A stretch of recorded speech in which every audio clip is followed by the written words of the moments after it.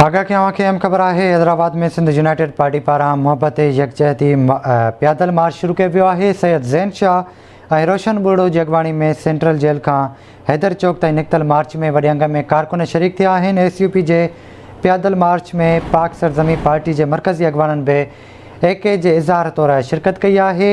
सैयद ज़ैन शाह जो चवणु आहे त सिंध अंदर लिसानी सियासत के बुंजो ॾियारण लाइ मोहब्बत यकजहती पैदल मार्च किया है। हुकुमरान सिंध के अवाम के हक़नि ते धाड़ो हणी वसीलनि ऐं ज़मीनुनि जी फुरलुट करे रहिया आहिनि।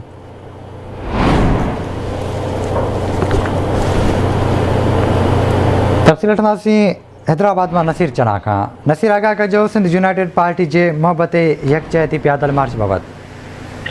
जी बिशारत है। हैदराबाद में सिंध यूनाइटेड पार्टी पारां सेंट्रल जेल का हैदर चौक ताईं मोहब्बत यकजहती मार्च कयो पियो वञे। सैयद ज़ैन शाह ऐं रोशन बुढ़ो जी अगवाणी में इन मार्च में हज़ारे कारकुन जेके आहिनि उहे शरीक आहिनि। पैदल मार्च में मरकज़ी अगवान समेत मुख़्तलिफ़ इलाइक़नि मां पिणु कारकुन वॻे अंग में पहुची चुका आहिनि ऐं SUP जे पैदल मार्च में यकजहती तौर पाक सरज़मीन पार्टी के मरकज़ी अगवाननि भी शिरकत कई है। इहो मार्च थोड़ी देर में जी हैदर चौक ते पहुचंदो तो अगवान खिताब कंदा। ॿी तरफ़ मार्च के खिताब कंदे ज़ैन शाह जो चवणु तो सिंध अंदर लसानी सियासत के बुंजो ॾियण लाइ मोहब्बत यकजहती पैदल मार्च किया है। पीपल्स पार्टी सरकार के खुली छूट मिली वही है। वक्ती हुकुमरान सिंध के अवाम के हक़नि ते धाड़ो हणी वसीलनि ऐं ज़मीनुनि जी लुटमार कंदा रहिया आहिनि। जी